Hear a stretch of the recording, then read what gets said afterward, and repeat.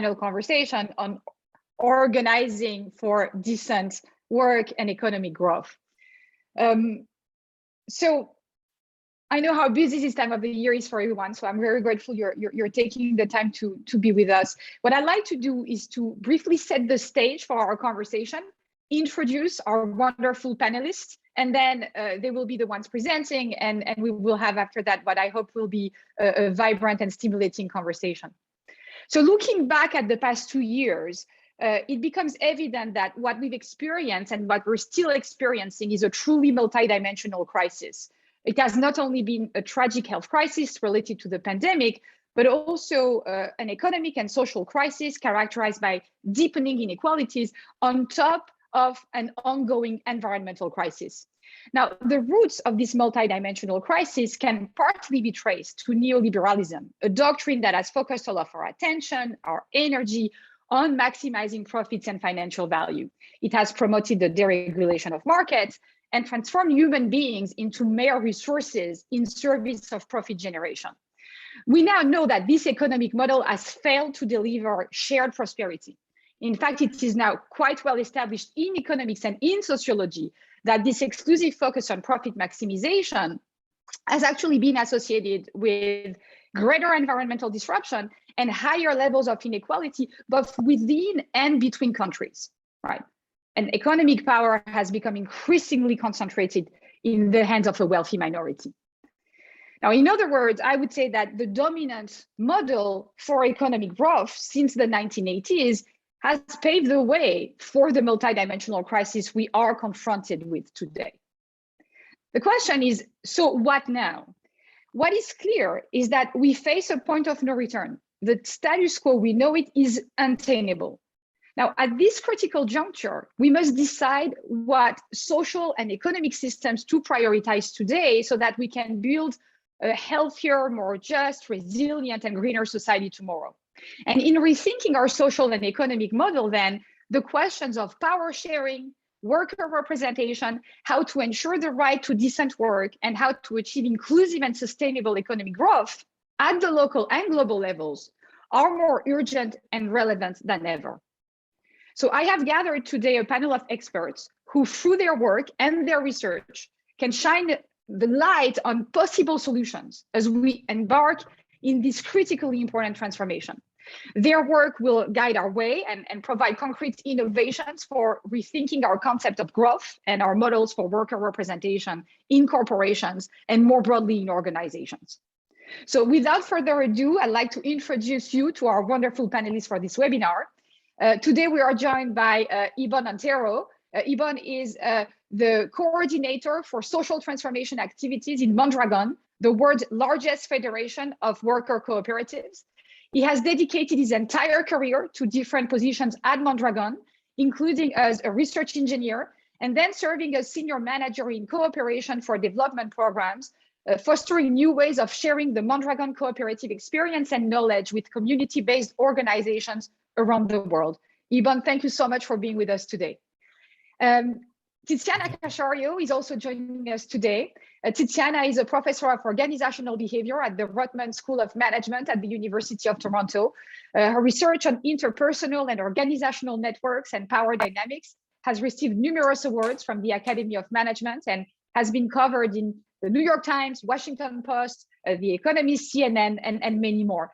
I am very fortunate to be one of Tiziana's co-authors. Together, we recently co-authored a book entitled Power for All, How It Really Works and Why It's Everyone's Business, which was published in August 2021. Tiziana, thank you so much for being with us today.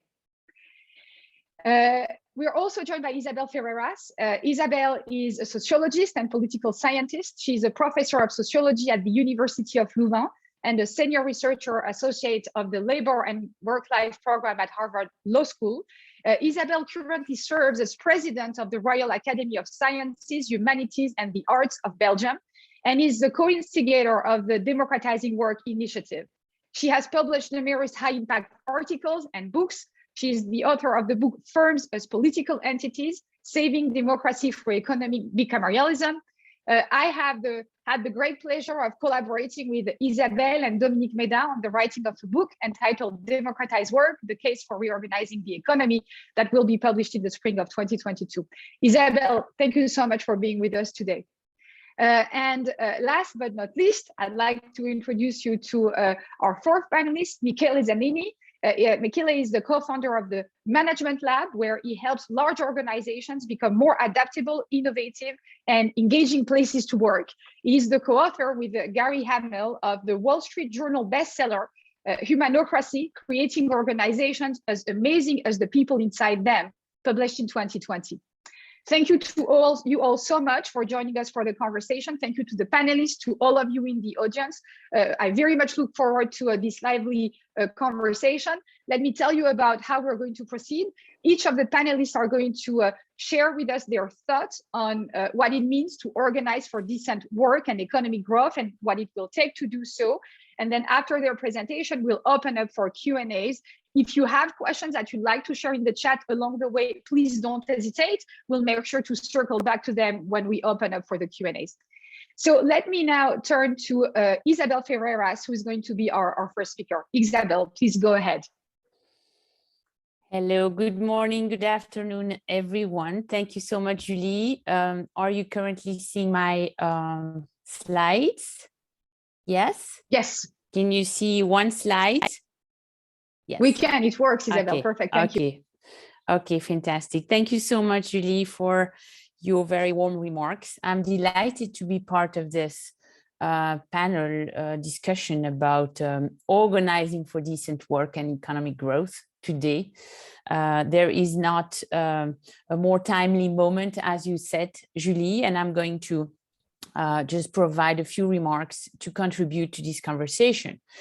In a nutshell, I would rephrase the topic of our conversation today as getting out of our extractive model toward humans and the planet.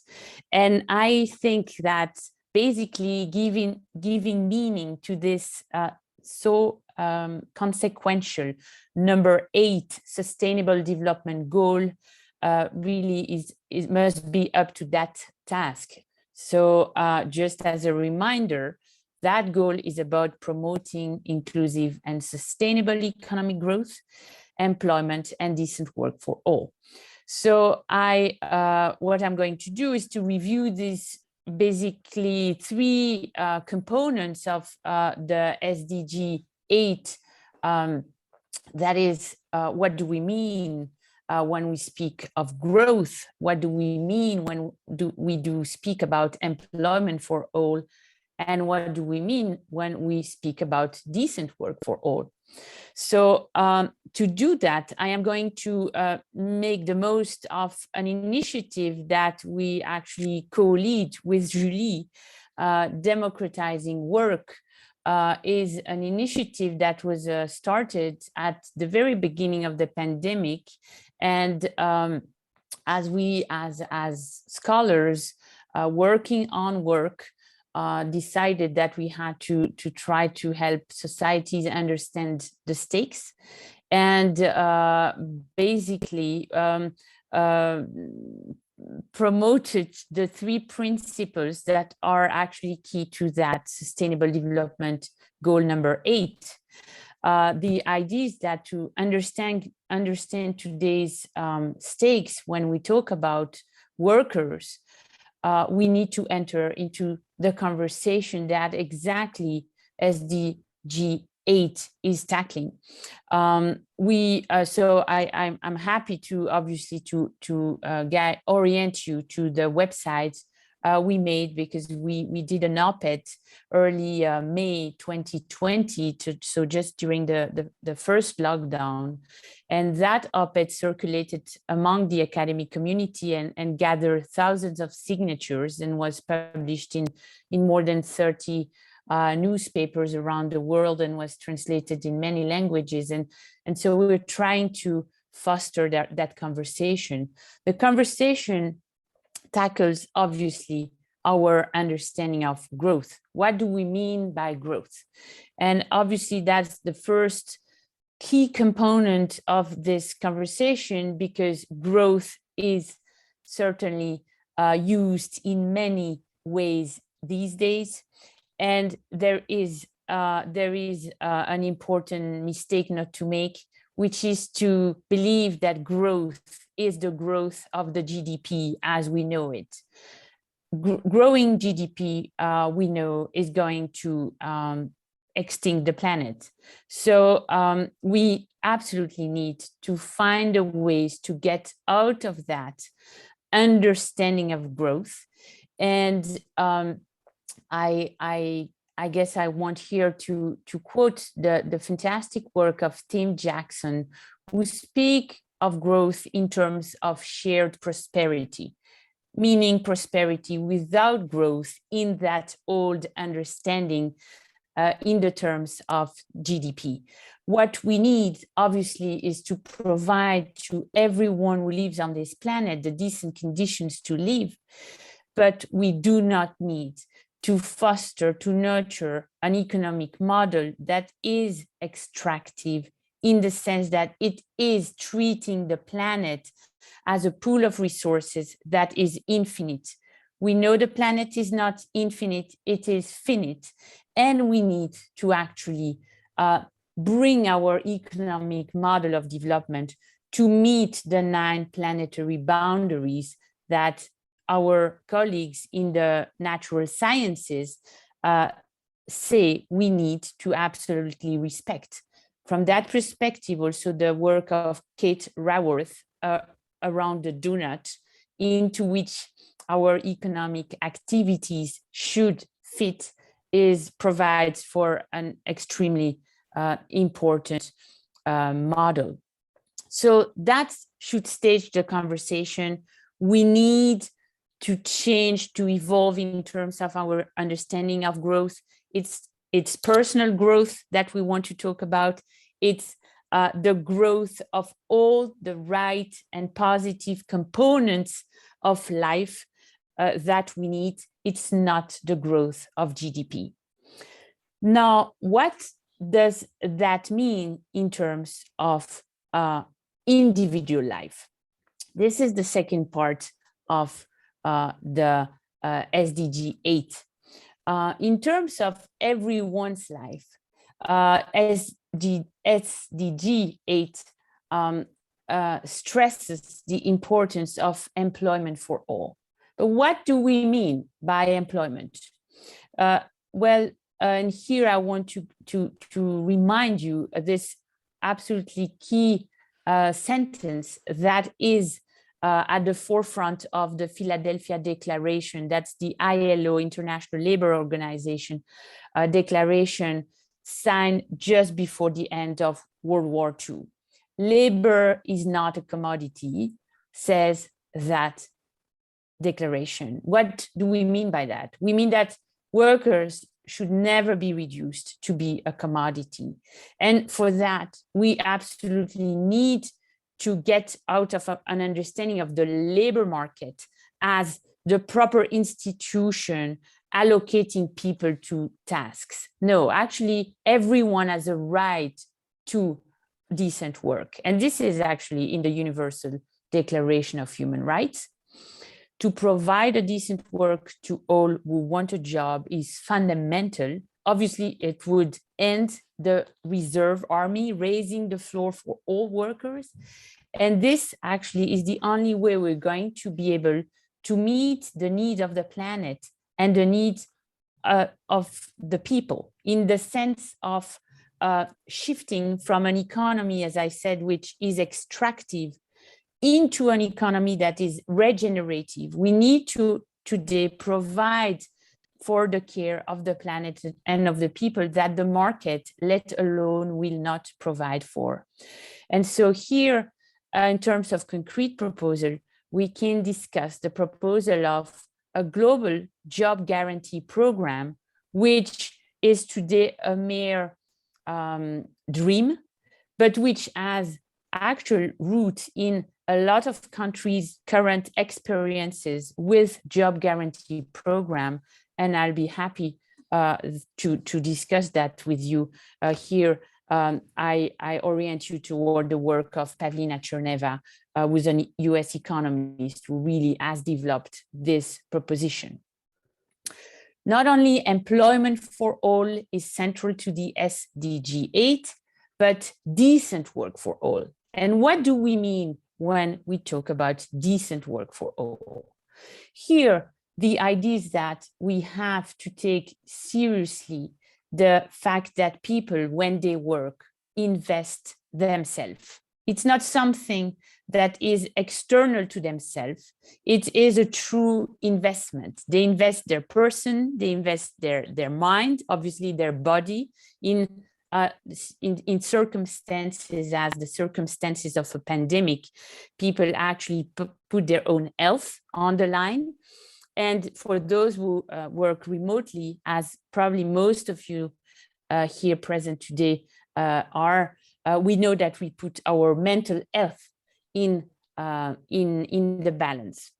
So here, the understanding what decent work for all mean understanding that it is about a vision of economic citizenship, about becoming not a commodity in the economy, but becoming a true citizen that is an equal who has a say over the conditions of his, of her or her own life. And here I quote the Democratizing Work Manifesto that we signed. Issues such as the choice of a CEO, setting major strategies, and profit distribution are too important to be left to shareholders alone. A personal investment of labor that is of one's mind and body, one's health, one's very life, ought to come with the collective right to validate or veto these decisions. Here, the proposal is to move from the current model of shareholder primacy and of a board which runs the corporation without any concern for the workers' views, visions, projects, and understanding of what it means to work for that company, and move into a vision of a democratized firm into which workers will actually enjoy the same rights as the shareholders. And here I quote some actually report that Julie Matilda and myself did for the Aspen Institute from shareholder primacy to a dual majority board. And I just want to get your eyes on these graphs showing this is typically the board of the corporation governing the firm that is having the executive committee as an agent. We need to, and we can move toward an organization of the corporation so that it becomes democratized by granting the same rights to workers, the labor investors without whom the firm would not exist. And that is actually, so we have examples in Europe of how this could actually practically work through granting works councils more rights. And this would move us toward actually the possibility for democratizing fully firms, that is making firms real democratic firms in which those who invest their person would become the sovereign of the firms, the demos of the firm. And we'll hear from Mondragon about how this is actually happening. This exists in the real world and it's not enough known. I'm going to stop here just by saying the following by this last slide.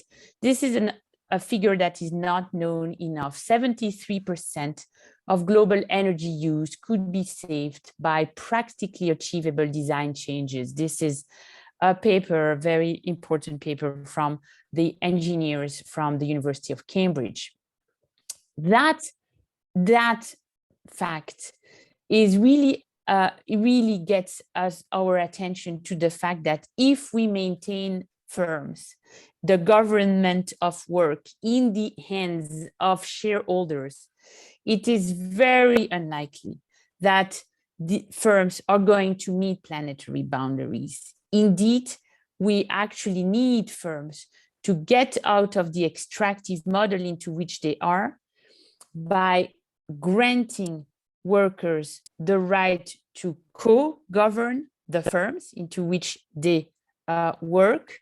And that will obviously make it possible for workers to advocate for more labor. And by doing that, taking into account the planetary boundaries. I understand this is way too short as a demonstration, but at least that gives you a sense of how we can interpret the SDG 8. Thank you for your attention. Thank you so much, Isabel. Thank you for framing the conversation for us. Isabel has put emphasis on the importance of shared prosperity and has proposed 2 mechanisms to sort of get there, among many others, as she's also recognized, one being the implementation of a global job guarantee, the other being the democratization of firms. Now, Ibon, that's an amazing transition to turn to you. You're going to tell us about the important work you've been doing at Mondragon when we talk about the democratization of firms, of organizations in general. Too often people believe that we do not have such examples around us. We do think about the co-determination model in Germany and other countries, and most importantly, think about the cooperative model that has existed for a long time and that Ibon is now going to tell us about. Welcome, Ibon, and thank you so much. Thank you. Good morning and good afternoon. I'll try to share the screen. I don't know if... We can see the screen, absolutely. Okay. Okay. Well, thank you, Julie, for the introduction, and thank you also for the invitation to this session today. Well, I will try to share our experience and try to also bring some basic ideas of our principles and the practice of our principles in our cooperatives. Mondragon is a cooperative group. Is set up in the northern part of Spain, in Europe, and is a group of cooperatives that are autonomous but are also interdependent. So, as you were saying, Julie, in the beginning, it's like a federation of cooperatives that share some rules and 2 main ideas. One is the idea of sovereign people, is to say people that is making decisions in the issues that concerns them. And the second basic idea is self-organizing people that self-manages the social, economic, and cultural issues of the territory. Well, Mondragon is here. You have some basic figures. As you were saying before, Isabel, maybe it's not well known, but in terms of the cooperative movement, is maybe the difference in our cooperative system is that we are worker-owned cooperatives. You know that there are many types of cooperatives, distribution, educational, insurance, different types of cooperatives. And in our case, most of the 100 cooperatives that are part of Mondragon are industrial cooperatives. We are a cross-sectorial group. We have 4 main sectors. 70% of the cooperatives are industrial cooperatives, as I was saying, working in machine tooling, consumer goods, construction, and all type of industry sectors.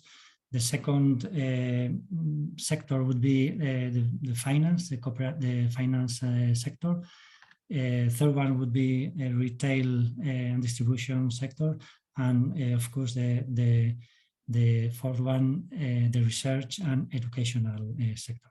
So I would say that we are proof that it's possible to be efficient in the business side and be working in industry at a scale, and on the other side also be based in principles and values that, and in our case, are the cooperative values. So some comments about our basic principles and values.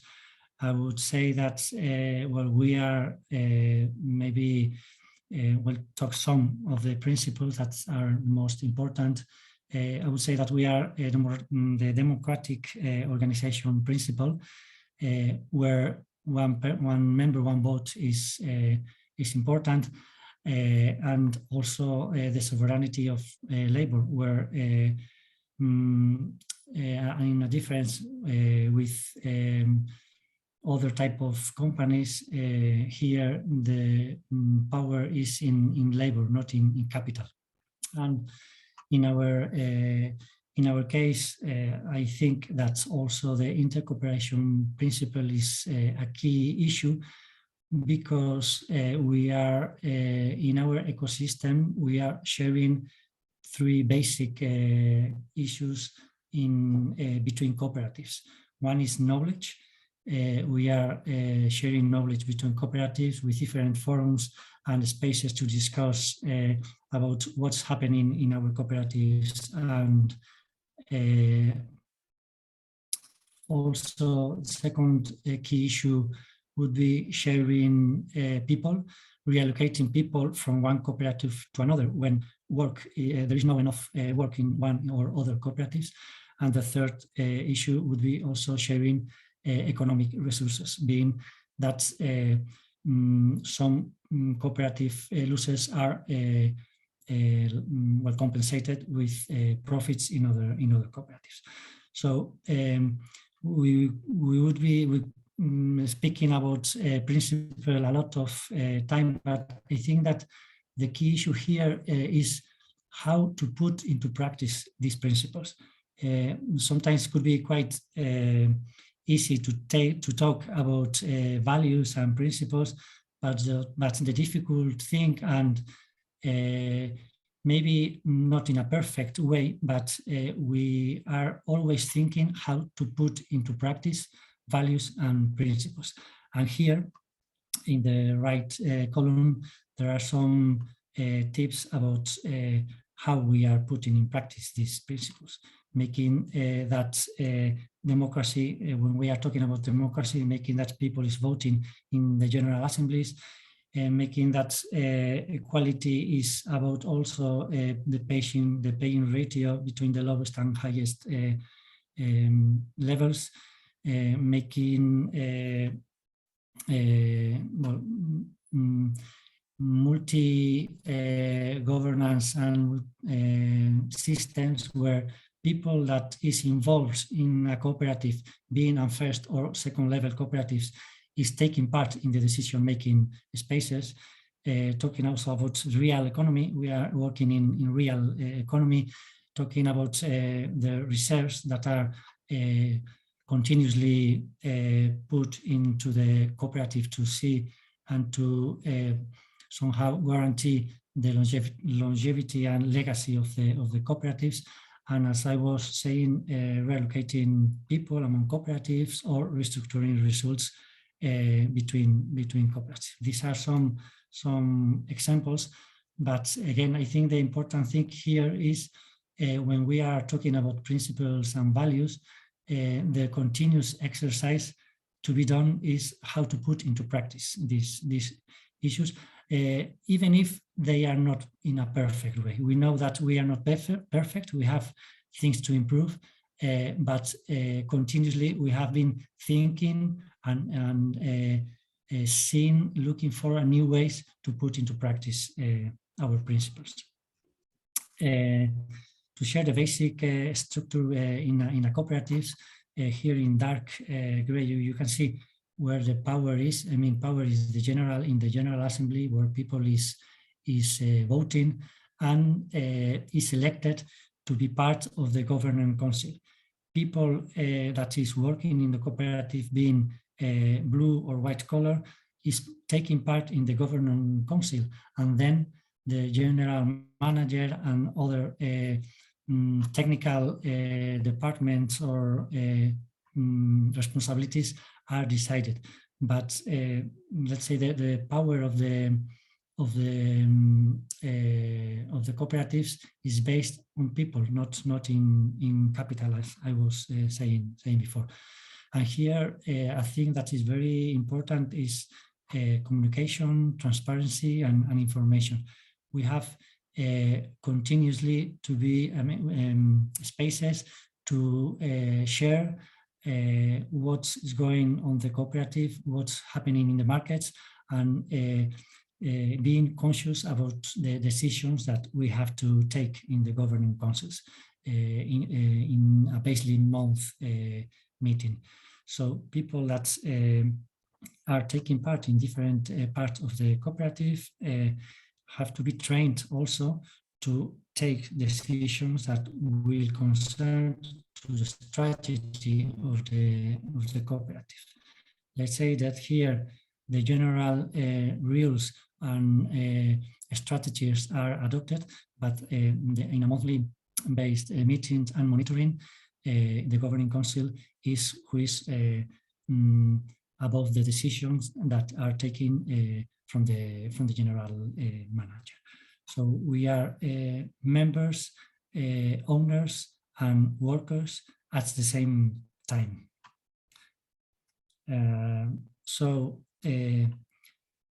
Beyond the cooperative, we have an ecosystem of cooperations between cooperatives. That here there are some, I think, key issues that is interesting to talk about. The first idea is the idea of being protagonist, people and territory being protagonist of the decisions to be taken in the community. So people and territory are setting the agenda. The multi-governance system connecting not only people that is involved in one cooperative, but also governance between cooperatives. For instance, we have the university where students, professors, and cooperatives are part of the governing council. So each of the part that is taking part in the university case has a space on the governing council. Another example, for instance, in the distribution cooperative, not only consumers but also workers are part of the governing council. So here is the exercise of the agents that are involved in the activity are part of the governance. Of course, having a high efficient and agility organization, prototyping and scaling continuously, creating new initiatives, and the part of the finance, of course, regarding to these long-term decisions. And also one thing to mention is that we have tried to cooperativize each core economic sector in our territory. Industry, we have industrial cooperatives. Finance, we have finance cooperatives, social service, education, communication. I mean, all the core sectors of the economy have been cooperativized. And well, these are some of the basic ideas that I wanted to share. Maybe we can have some Q&A later. Thank you very much. Thank you very much, Ivan, and thank you for sharing with us more about the experience of Mondragon when it comes to implementing these democratic principles within organizations. As you insisted, the critical challenge is how to put these principles and values into practice, and you shared with us some of the processes, systems, practices you've used to do that. This question of how to put the principles and values into practice is at the core of Mikhail work. So now, Mikhail, we're turning to you and looking forward to getting your perspective that I know is going to echo a lot of the themes that have been highlighted by Isabel and Yvonne. Thank you so much for being with us today. Hey, thank you, Julie, and Yvonne. Thanks for that great setup. I'm going to try to share some slides too. So let me see if this works. And Julie, you'll tell me if it doesn't. No, hold on. Give me one sec. You would figure that after 18 months of Zoom, I would have this nailed. But are you seeing a blank screen? Is that what you're seeing? Yes, that's what I'm seeing cool. now. Like I'm well, seeing that's fine. Yeah. So that's by design. So I'd like to share some thoughts with you on how do we build organizations that are, fit for the future and fit for human beings, which has been my passion for over a couple of decades. And let me start with a bit of a provocation that maybe not so much of a provocation for this group of participants, which is that, I've just come to realize that organizations are just not as capable as they can and ought to be, and that this incompetence at the very core has to do with their inhumanity. And by what I mean by that is that the organizations typically waste as much human capacity as they use. And I realize this is kind of a bold thing to say, but the data just suggests that people are not bringing their best of themselves to work every day, right? I mean, if you look at the Gallup data, Gallup is an established polling company in the US. They do this longstanding workplace survey, and they report that only 15% of employees around the world are fully engaged in their work. That means that 85% are not bringing their ingenuity, their initiative, their passion to work every day. And the picture for Europe, which actually has far more people than places like the US covered under collective bargaining and worker representation agreements, isn't that much better. About 10% of people are highly engaged. And this is obviously a moral problem, right? People are just not flourishing at work, but it's also a problem for organizations, a very practical one, because we, in the creative economy, we need people who are not just showing up to work and follow rules, right? But people who are entrepreneurial, who are creative, who are passionate, who are stretching themselves for a worthwhile goal. And these things, initiative, valor, and creativity, you can't command them, right? They need to be encouraged. And if you look at this Gallup data, employees are deciding not to bring those gifts to the workplace. And sometimes it's not just no, but it's, hell no, right? And the reason for this lack of engagement, in a lot of times, has to do with the fact that there's lack of agency, lack of voice, lack of autonomy. People don't have the ability to exercise the initiative and apply their ingenuity. I mean, these are data from the United States, and they're really depressing if you think about it. These are non-managerial employees, right? So about 1 in 5 strongly believes that their opinions seem to count at work, and I would stress the seem to count, right? So that's really, really bad. 1 in 10 feels like they're empowered to change things to improve their work experience, and less than 1 in 10 is free to take risks to improve products and services. And despite the hype about renewed focus on people at work, especially during the pandemic, these numbers haven't really gotten much better. They're actually 2020 numbers taken, many of these taken during, right after the pandemic hit. And these are numbers from the US, and you might think that Europe's numbers are better, but again, that's not the case, at least if you believe this data. This is taken from a survey of 20,000 establishments across the European Union. And as you can see, the number of companies in which most employees are able to manage their own tasks, identify new problems, to continue to learn is really, really small. And they're all really disappointing stats. But the one that maybe I find most troubling is that only 1/4 of managers think that employee involvement creates a competitive advantage. Julie talked about the commodification of work. And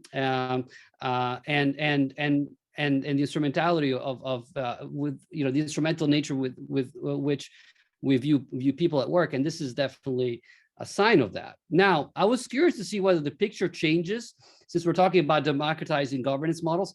Well, in establishments that have formal employee representation arrangements like works councils and trade unions, and interestingly, they don't seem to be making much of a positive difference. There are multiple ways, and I've also cut this by industry, and even if you account for industry, it doesn't seem to be making much of a difference. So there are multiple ways we can think about it, and I'm sure a lot of my panelists have something to say. But it seems to me that these changes in governance by themselves are not a silver bullet, right? They're not going to necessarily magically unleash human potential at work. Now, we can trace this lack of agency, lack of voice, that the majority of people who are not managers, right, who are not part of the managerial elite have to the early industrial age, right? And this is a quote from Frederick Taylor, the godfather of scientific management, right? Which basically said people are really dumb, in the front line. They need to be told what to do because they don't know how to figure things out. And Taylor's solution to this problem, which was a prejudice, but anyway, was to basically strip judgment from frontline work and concentrating expertise and discretion at the top. So, this model of industrial bureaucracy basically institutionalized this caste system of managers and employees, the thinkers at the top and the doers at the bottom. And, Julie, again, in the intro mentioned that, the tendency of neoliberalism to commoditize work, but I think actually this tendency to view people as commodities precedes neoliberalism, and it's more related to managerialism and managerial capitalism. Now, this approach might have made sense 100 years ago when, the fundamental challenge was to employ a lot of illiterate people to churn out products effectively at scale, but we now live in a completely different world, right? That's not how value gets created anymore. And yet this distinction remains baked in our organizations. Now, thankfully, there are alternatives to the status quo, which unfortunately remains dominant, but we can learn from them. We can take inspirations and confidence that there are better ways to organize work and democratize it and make it much more imbue it with dignity and equality. And Gary Hamill and I, Gary is my partner, have spent several decades looking at the kind of post-bureaucratic vanguard, which spans multiple companies and multiple industries and geographies, including Mondragon, which Yvonne described so eloquently before. And I'd like to add to that list of exemplars with a couple more cases, if you indulge me. And the first example comes from Europe. The company is called Buurtzorg, and they are the leading Dutch provider of home health services. They include 16,000 care workers, so it's a big, big organization. And these workers are all organized in more than 900 self-managing teams, which essentially act as a collection of small businesses. Every team is given a territory of about 10,000 people that they need to cover, and they're responsible for finding clients, for renting space, for recruiting, for budgeting, scheduling, and constantly improving the quality and efficiency of care. And they manage themselves by assigning part-time roles to every team member. So someone is a housekeeper and the treasurer, another one is the performance monitor, another one is the planner, another one is the developer, and so on. These, as I mentioned, are part-time roles that nurses fulfill while still taking care of patients. And every nurse, every member of the team is trained heavily in how to deal with group decision making, active listening, how to resolve conflicts within the group, and peer-to-peer coaching. They also have a very sophisticated IT system, and I think this is quite important, called Buurtzorg Web, that allows the teams to manage their own performance and share best practices across the network with other teams, so that the whole is more than the sum of the parts. So what I'd like you to take away from Buurtzorg is that the work of managing doesn't go away, but instead of having a bunch of managers do it, it's syndicated across the organization, right? Which is why then you have this unbelievably simple and flat structure where administrative personnel includes 36 people who are regional coaches and 50 back office employees, primarily in IT and payroll, and then 2 directors, including the founder, Josta Block. So this is one of the flattest organization charts you'll ever see. And if you think this means a lot of inefficiency and idiosyncrasy, think again, because the organization has incredibly low overhead costs. They're 2/3 lower than the average. And staff turnover is half of what it is for other providers. And patient satisfaction is higher, right? So Buurtzorg shows you can have the cake and eat it too. You can give people freedom, employees freedom, while at the same time increasing performance. It's not a trade-off like we mostly think it is. Okay, so let me now take you to the other side of the Atlantic and share the example of Nucor. We talked about home healthcare. This is steel, industrial company. They're the largest steel maker in the Americas. They have 26,000 employees, which they call teammates. And they're the most productive in the industry. Revenue per employee is 3 times the industry average, and its return on capital exceeds the industry by 50%. So again, a very successful company, and it was founded on the premise that the genius of the organization doesn't sit at headquarters, doesn't sit in central functions, but it sits in the periphery, at the front line, right? And the whole management model of the company is geared towards unleashing as much energy and ingenuity from the front line as possible. So like Buurtzorg, Nucor is highly decentralized. The business is essentially a confederation of 75 divisions, they call them, which are essentially collection of 1 or 2 steel mills, plants. And they're, these plants are very independent in terms of deciding which products to make, how to staff people, where to procure raw materials and the like. And each division also, each plant has made up of its own set of independent teams and operating units, about 20 to 30 frontline workers who have an amazing amount of autonomy. They take the lead in setting production targets and allocating tasks, meeting safety, quality standards, solving production snags, and coaching each other. And these teams are crazily empowered. I mean, I visited several of these plants, and they were telling me, they are able to issue purchase orders in the tens of thousands of dollars without asking for managerial permission.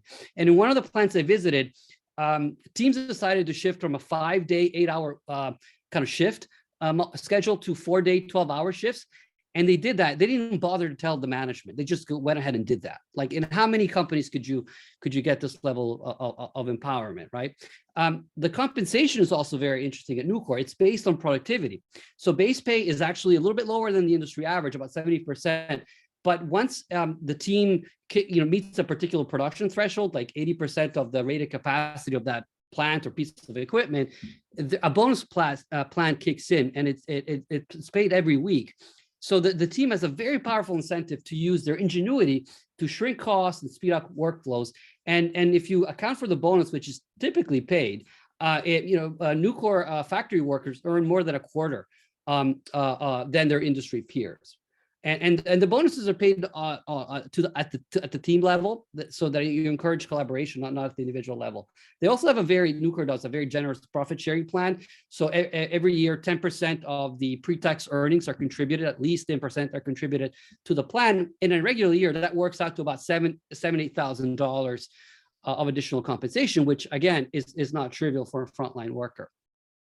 Now, the ability to be autonomous and innovate on production processes has to do with the fact that these teams also have amazing technical and competence and commercial competence as well. So Nucor teammates are trained for a variety of roles. There's a lot of cross-training. There's very little specialization, narrow specialization. In a typical year, more than 20% of people receive some sort of cross-training. And for frontline people that have just started, entry-level people, it's even greater. Now, the interesting thing about Nucor is that it's not just about the technical skills, but about commercial skills. Everybody knows in the company what working capital is, what return on assets are, what profits, like inventory management and all those things. And one of the things they do, and I'll show you, this is a little snippet of their training module. Every employee goes through a simulation of how to run a steel plant. And as part of the simulation, there's basically a 5-person team that runs a fictional Nucor division, and the teams are assessed on profitability, return on assets, working capital management, balance sheet strength, and all drivers of a plant's performance, right?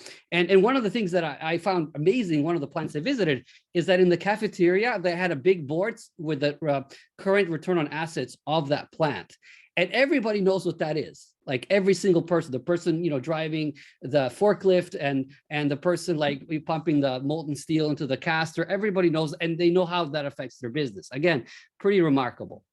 The last thing I wanted to mention about Nucor is that they have the whole model is really built on trust. So the compensation process I mentioned earlier makes sure that the fruits of innovations are shared equitably, right? Because people are paid on their own productivity.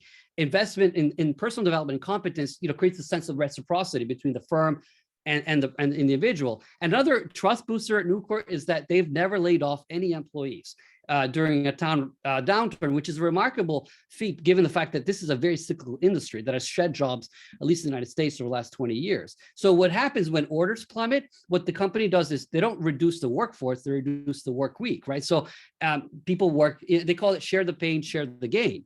And so this creates a level of mutuality and commitment that is pretty remarkable, and which really gives them a decided advantage in the industry. Okay, so the experience of Buurtzorg, Mondragon, and Nucor shows that there are alternatives, right? There are recipes for harnessing everyday genius and turning every job into not only a decent job, but a great job. right?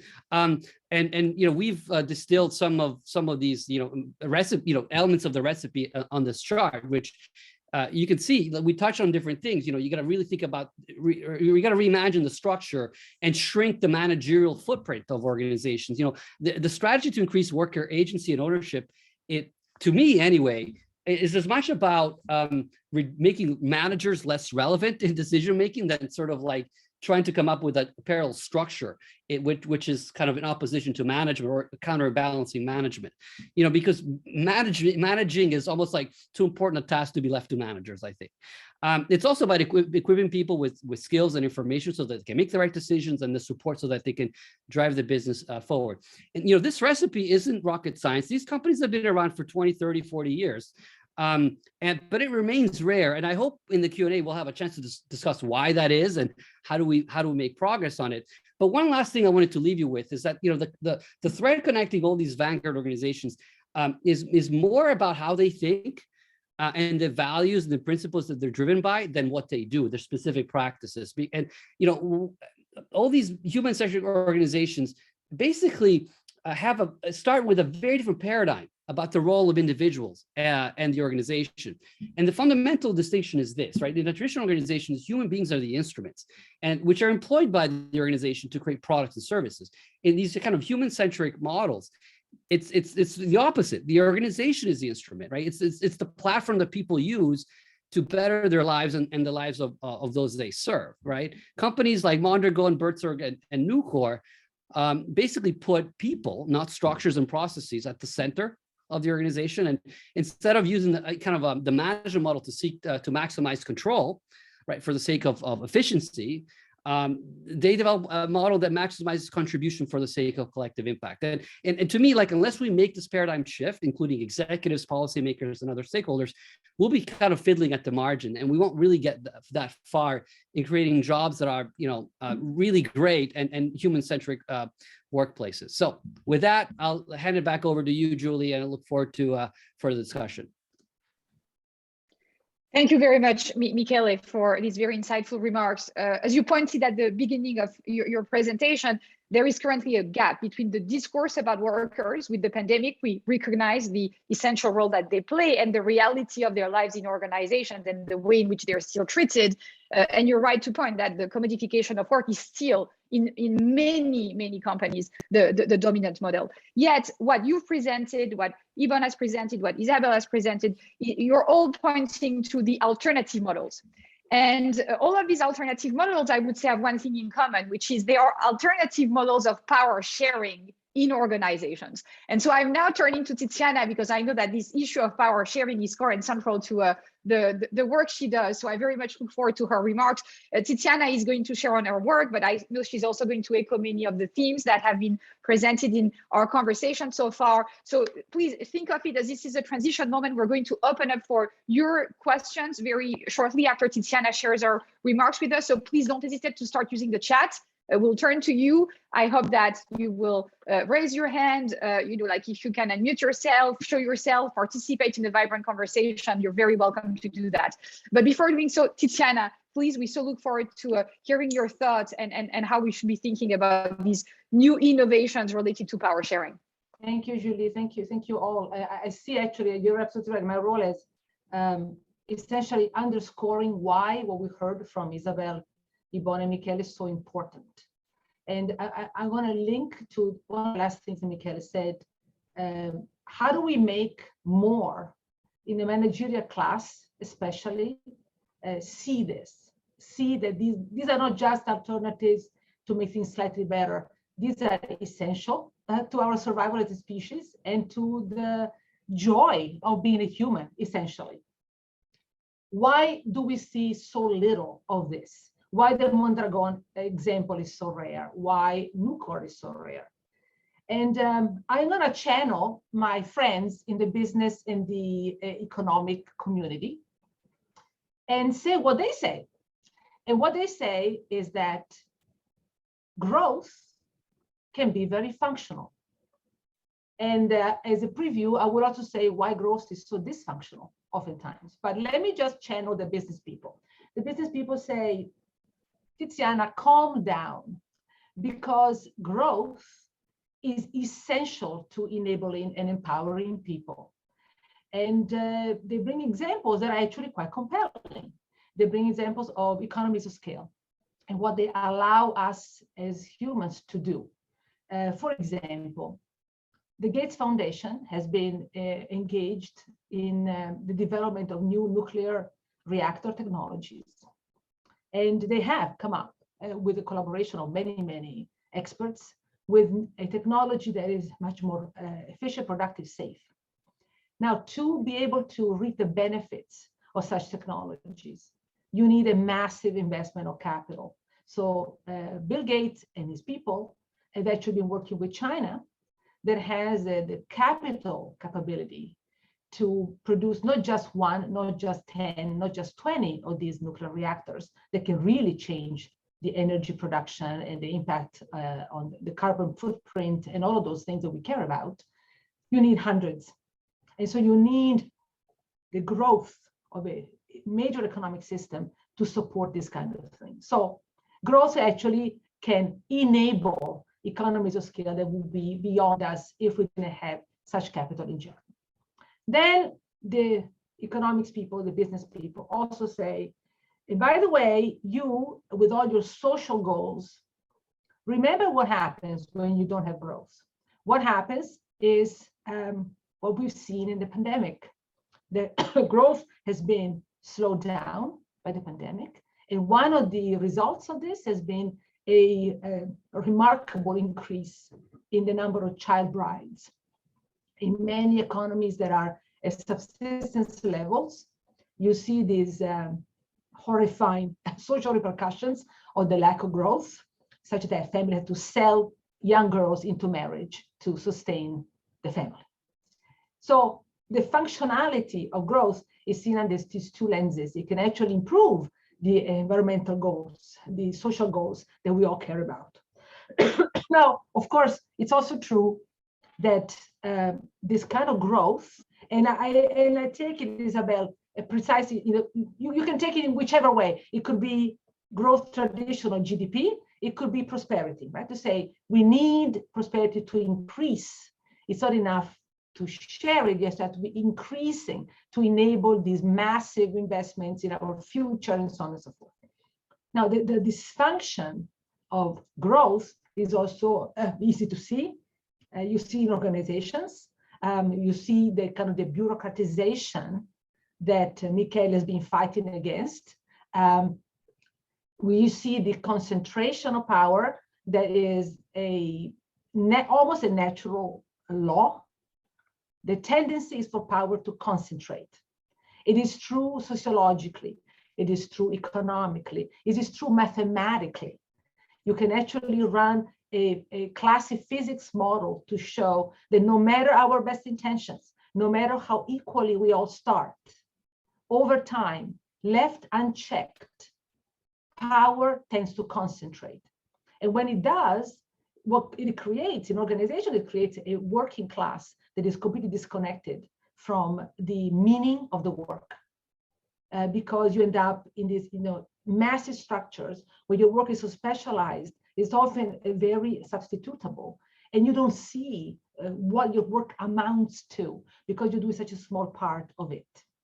And then at the more kind of societal level, this concentration of power tends to create a very disenfranchised, very frustrated, very resentful part of the population, which is the majority, that leads to social unrest.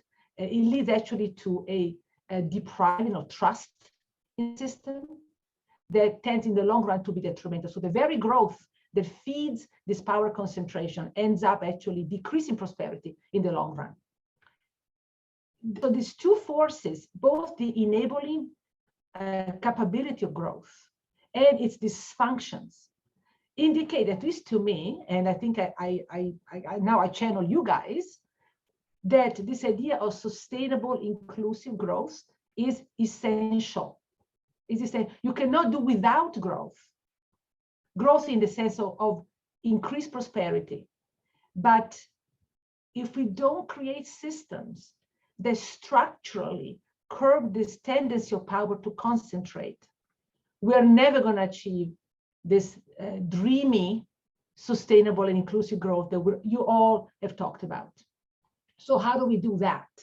And we've heard at least 3 different models for how to think about it. One is the model of redoing governance. And Isabel, you gave us excellent examples. And so did you, Yvonne? These are ways to really restructure where the power lies to democratize.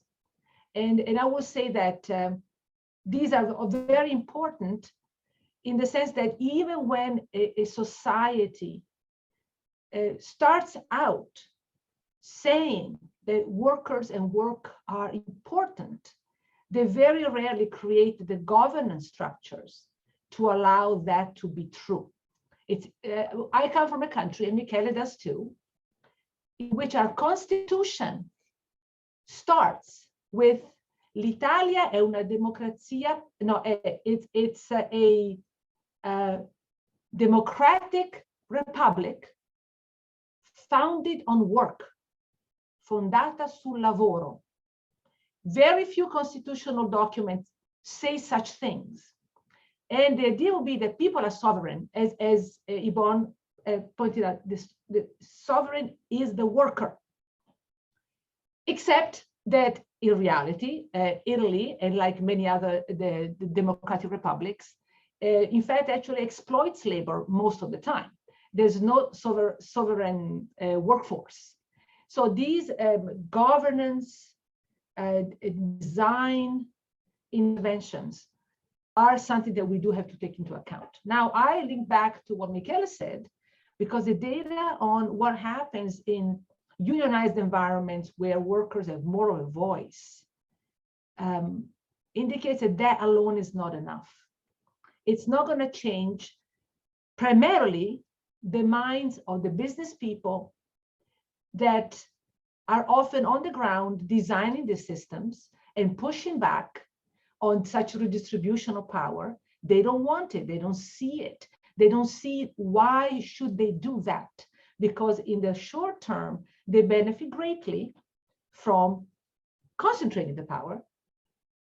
They don't see the advantage. So I really want to underscore some of the ideas that Mikhail brought to us in light of what I hear from my executive friends who still come to me and say, grow or die. Tiziana, if I don't grow, my company will die. And they're not wrong, because growth does allow them to achieve certain economies of scale, to create the resources for innovation that we all want. We all want innovation. But what they don't see is that this objective of prosperity is actually better served with systems that are the more democratizing, the way that Isabel, Yvonne, and Mikhail pointed out. It's a redesign of how we think about managing that is absolutely essential to our capability to achieve sustainable and inclusive growth. And I want to point out that why do I think it's so important? Because more often than not, sustainability and inclusiveness do not come hand in hand. And the examples you all brought, bring them together, and they are astonishingly good. And I'm thinking of, I remember an article written on one of the elite manufacturers of handcrafted men's ties in Naples. In Naples, there's a long tradition of all this great artisanship. And one of the things that they do so beautifully and so well are these glorious, beautiful, customized ties.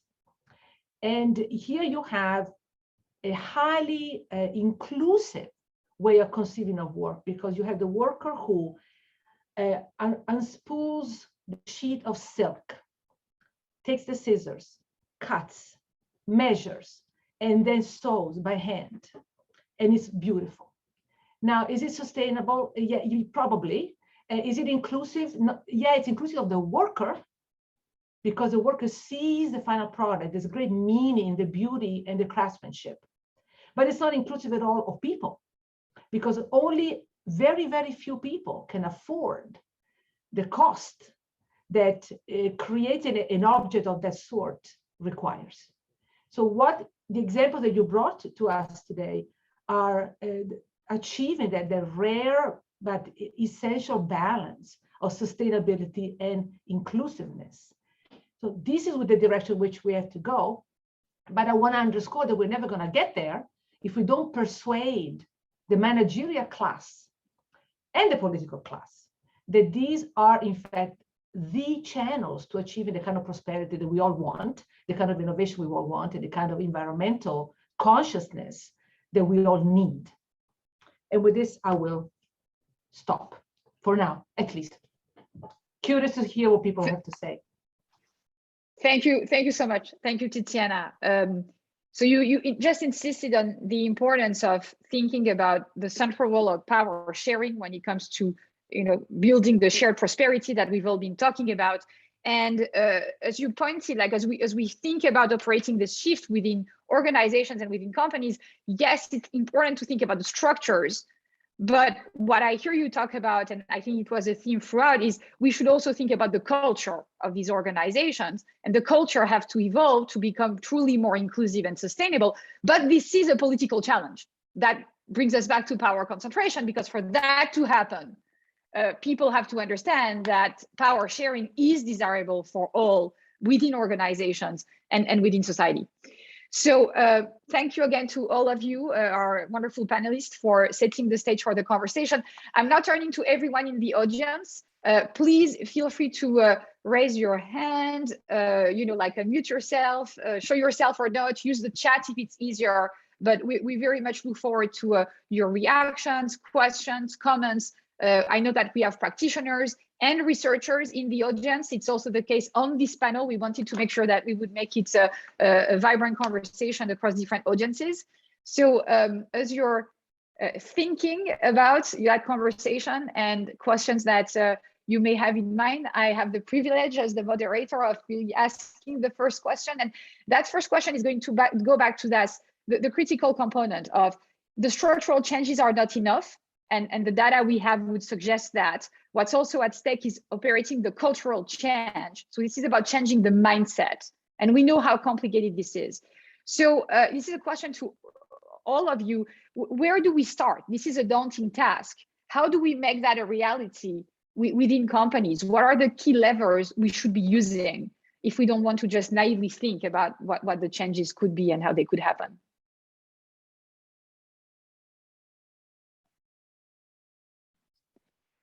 Tiziana, we go to Tiziana and then Isabel. Please go ahead. I guess we could reverse order if we want.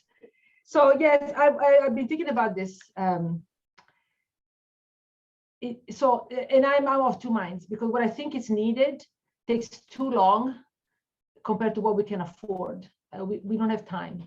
We don't have enough time. But here's where the intervention, I think, one of the intervention has to be, it's education. We have to re-educate. And one target that is maybe has a more short-term repercussion is re-educating leaders, business leaders, political leaders, in understanding what these models that, especially Ibon and Mikhail pointed out in terms of how they design their organization. What does it mean to create new decision-making structures, to democratize them, to involve workers in the decision-making? What are the repercussions of all of these things? And people like us, Julie, Isabel, and myself, we have a role to play. I was listening to a podcast with Annette Verschuren that you've met, Julie, and Zina Cobb, who is a former business leader who has created a completely sustainable way of doing business in the remote parts of Nova Scotia, in the Atlantic regions of Canada. And they were basically advocating changing business school education, because we are not teaching our students the right things. So I'm going to need here Mikhail and Yvonne to share your slides with me, because I'm going to start to introduce these ideas and provide people with the evidence they needed, the reassurance, because a lot of the behavior of our business leaders, I think, is based on fear of losing control. It's not only fear of losing the riches that they can accrue with the current model. And you talked about, Yvonne, the discrepancy between highest and lowest level of the organization, how to constantly monitor it. And Mikhail, a lot of the things you talk about are all about really keeping an eye on who gets all the riches, who gets the decision-making power, who gets that sense of possibility. But we need to start there. And that is a broader education of the general population that has to start with children and proceed. And in our book, Julie and I talk about the experience of Scandinavian countries and what they did starting in the mid-1800s, where they provided an educational model extremely holistic to swaths of the population that normally been totally excluded from education. And I want to point out that kind of education is all about making people more aware of the civics of participating in a democratic system, and this idea of the deep web of interdependence that links us all, which is the pushback against very individualistic values that dominate a lot of our systems, including the autocratic ones, not just the democratic ones. So that is what I mean when I say we don't have time, because it takes at least a couple of generations to do such things. Then again, I have the example in my own family. My daughter got the luck of spending 3 years in the lab school of the University of Toronto that actually teaches this model. And she told me a week ago, remembering those 3 years, she said, it changed all of us, her classmates. We are different people. We have learned empathy. We've learned understanding. She says these words to me, 3 years from age 8 to 11 were enough to create a different mindset. So if we can do it in a space of 3 years with children of now, we certainly have an opportunity. And we, as business school professors, certainly have a platform. So it's a way to start. But some of the consequences will be more long run. So in the meantime, I'm curious to see what Isabel, Yvonne, and Mikhail have in mind to get us going here. Thank you. Thank you, Tiziana. So you would put in emphasis on the critical importance of education, educating children, and as you said, re-educating the leaders, the managers of organization, all of us, in fact. And I hear you, we business school professors have a huge responsibility there. And I'm with you. We need the slides, we need the examples, and that's absolutely what we need to teach. Isabel. Thank you so much. I can only, of course, second you, Tiziana, in particular on that point. And I think it's well taken to have this conversation in the context of the Sustainable Development Goals, because that's SDG 4, inclusive and equitable quality education. So it's fundamental. And I guess we as professors have a particular responsibility. I think to link back to what was said by Julie in terms of the connection between structure and culture, it's really key in my understanding not to oppose the trends or the expectations that we put forth today, but to see them as complementary, because in fact, we're not going to help change the culture if the structure doesn't change, and it's never going to happen that the structure will change if the culture doesn't. So these are two interconnected moves that need to happen together in an effort that is very conscious. And in that sense, I think that we indeed have a big responsibility as we continue to basically teach students in business school, but not only in business schools, at the university level, everywhere. If you take an economics department, we teach students that basically the firm is the corporation, and so that it's actually like a natural thing that shareholders should govern the firm. But this has nothing natural. This is even not true legally speaking. The firm is actually not the corporation. The corporation is the structure of these relationships between capital investors, but actually to have a firm, to have a thriving organization, you need much more than a firm. Than a corporation. You need a firm, which is all that labor investment that comes from workers, from those who invest their person in the adventure. And so that is a field, that is a way of understanding that still needs actual development to be taught in every university, in every business school, so that people are equipped with a helpful framework, I would say, to understand the stakes. And as a last last word about where to start with, I guess we also have a responsibility to get involved with society, with citizens. And so our system of excellence in universities sometimes doesn't make room for people to take time to go and meet communities, to discuss with them and to engage with people in order to share the understanding that we might have, but that people do not have, because they have not heard about Mondragon, they have not heard about Buurtzorg. And that is so important, that we devote time to share knowledge, so that people understand that there is another path forward for economic development that can be sustainable and democratic. Thank you. Thank you, Isabel. Ibon, Michele, anything you want to add on this critical point of the structure and culture and how to make these changes happen all at once, as Isabel just pointed?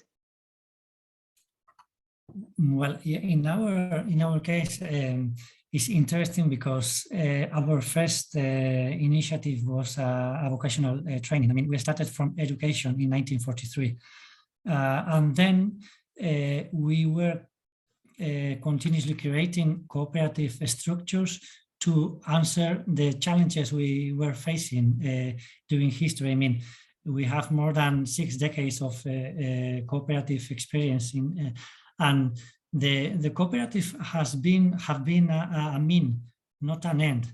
The end was the final objective was to answer the needs that were in the society.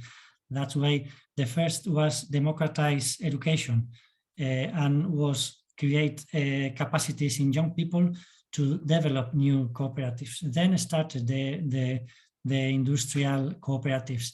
Then started also the social welfare and mutual cooperative. Then also there was a need for research and innovation. So the cooperative was created for that time. I mean, the logic is what are the challenges, which cooperative structures we can create to answer these challenges. Nowadays, for instance, we are creating consumer energy cooperatives because this is a challenge we are facing in renewable energies, for instance, or other type of elderly care cooperatives, or different initiatives that are also answering and trying to answer the challenges we are facing nowadays. But education was the very first step, and I think, as you were mentioning, this kind of systems or organizations that are designed by nature for economic justice or for democratic industrial democracy or for other social or reasons are not maybe enough known in the business schools, for instance. And what we are teaching is other type of conventional models, but we have as ours, they are other experiences too, of course, that are proving that it's possible to be working at the same time economic and social dimensions.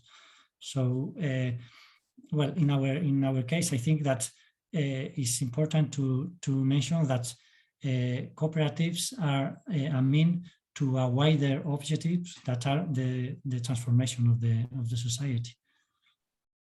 Thank you, Ibon. I hear you loud and clear, because if we think about education and its critical role, we, the teachers, researchers, have to re-educate ourselves so that we can then go and educate in a way that's not going to just reproduce the status quo. Mikhail. Oh man, there's just so much to unpack. I won't try to be really just touch on a few points.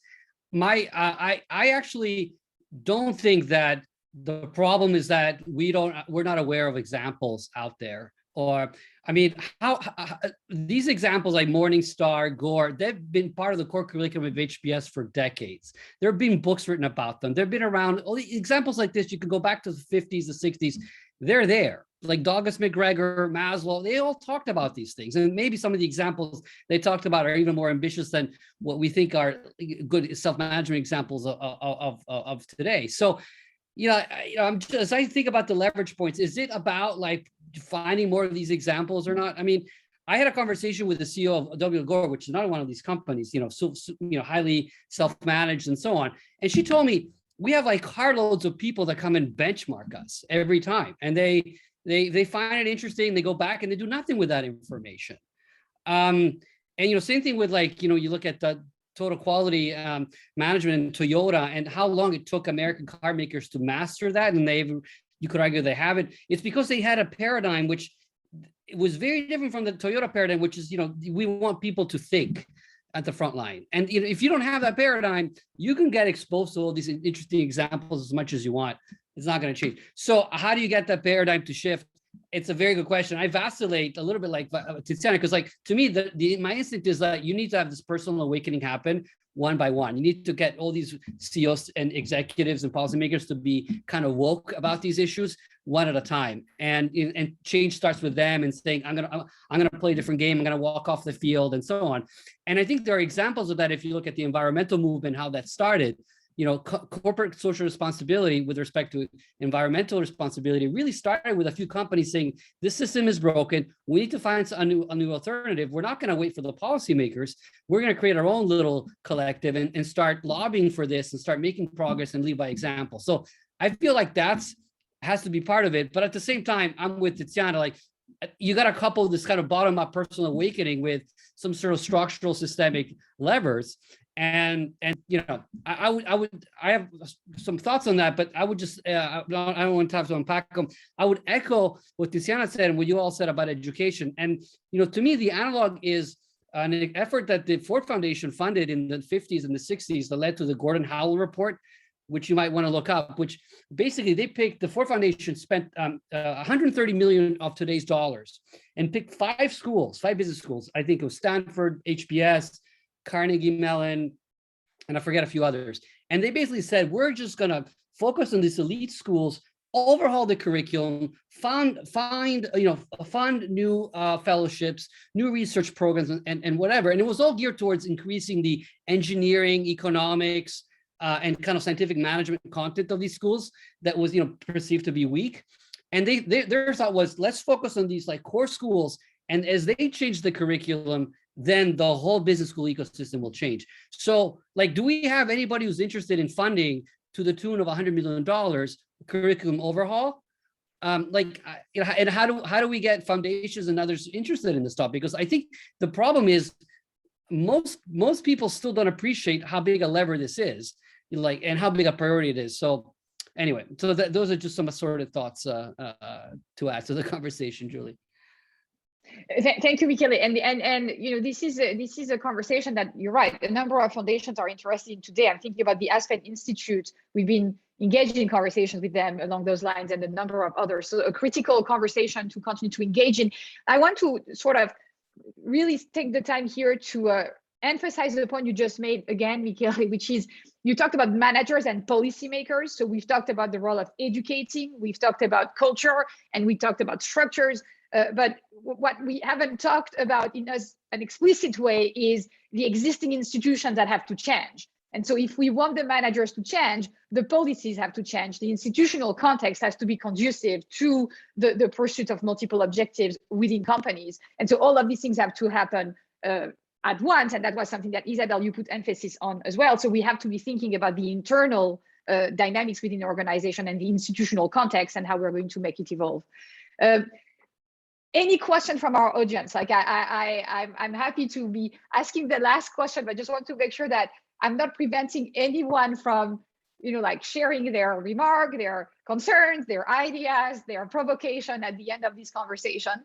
Please don't hesitate to unmute yourself, to ask a question, to share a comment. And if no one does, we have 4 minutes left. So I'm going to turn to every one of you and say, could you highlight for me your researchers, practitioners, talking to different audiences? If there's one thing you'd like the people in your community to stop doing and another that you'd like for them to start doing, what would it be? And so just very quick, I'll turn to each one of you thinking about our conversation. What would you want the teachers, researchers in your community to stop doing, start doing, and the practitioners to stop doing, start doing?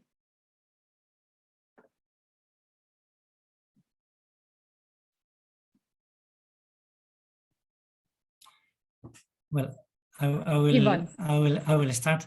Just I would avoid the concept of redistribution. When we are creating wealth, we should be distributing this wealth along the way we are creating it, but not redistributing it at the end. I mean, designing structures and systems, organizations that are distributing in a just way the wealth they are creating. Thank you, Ibon, and thank you again for joining us today. Isabel. I guess I'd say, Julie, I'd like people in my community, the research community, to join our Democratizing Work network so that we can continue to nurture, understand better the tenets of these 3 principles: to democratize firms, to decommodify labor so that we can decarbonize the planet, and that in an ongoing conversation with practitioners, civil servants, labor union leaders, the climate activists, and all the constituencies that are engaged in this transformation. Thank you, Isabel. Mikhail. Well, I think we should overcome what I think is a managerial ADD, ambition deficit disorder. Like if you think about the last couple of decades, we've become accustomed to the idea of disruptive innovation. We've seen examples like Netflix and YouTube and Uber. And so my challenge to management researchers and leaders of organizations and policymakers is, as radical as these examples of business innovation are, can you imagine a similarly radical change in the way your organization is run, in the way organizations are run? Because if you cannot, we're kind of stuck and we deserve better.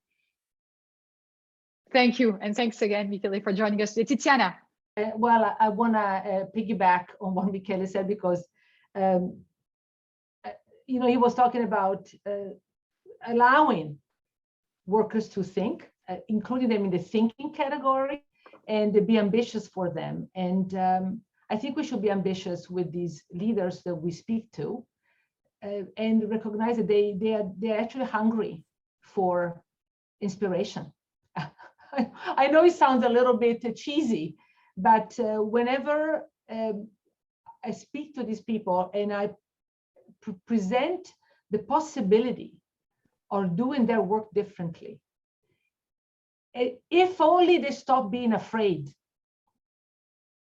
of themselves and in their role in a different kind of management society, they get all verklempt, as the Yiddish would say, that they really get emotional at the possibility. It's just that they're concerned, they're afraid of letting go of a model that they understand, and they understand their role in it.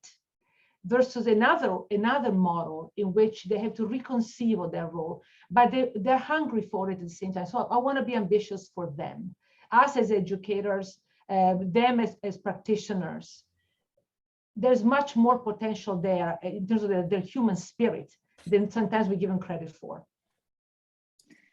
Thank you. So I'd like to thank all of you for joining today. Thank you to the 4 wonderful panelists for sharing their thoughts and experience. Thank you to all of you who joined today. Thank you to the people who will end up listening to this conversation. I also want to thank Rushika Mehra, who's made everything possible for our panel today and has helped us organize. And I would like to conclude with the word of Toni Morrison, the Nobel Prize laureate, who, when talking about power, liked to say to her students, if you have any power, your job is to empower someone else. This is a kind of shift in terms of mindset that we all have to operate if we want to make shared prosperity a reality. Thanks again, and looking forward to continuing the conversation.